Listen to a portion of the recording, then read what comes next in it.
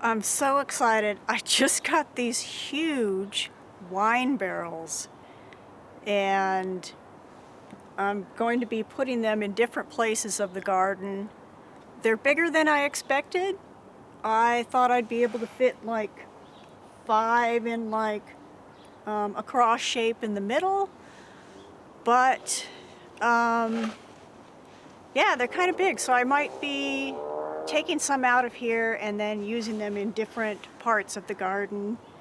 Yeah, you can even see the red like wine stain, and so they're official wine barrels and you can smell them. They have the name of the winery on the bottom, so I'm gonna have to drill some holes in here and figure out where to put them.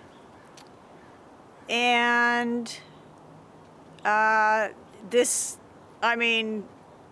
they're way bigger than I expected, so but I'm so happy to get them. So that's what the rest of the video will be about, kind of prepping these, filling these, and maybe even, fixing up the other planters that we've already put up.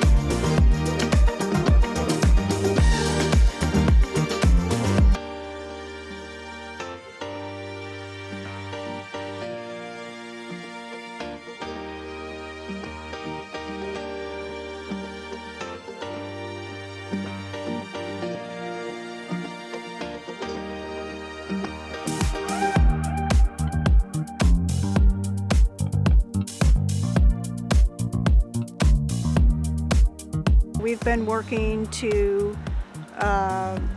layer these up and with different soil amenities. And we were able to take some plants from our other plot that we were sharing with a neighbor that we're no longer going to be using anymore, and transfer those over here. And so hopefully some of those will survive. And so, yeah, I mean, I'm really excited that now we've got all of these great beds.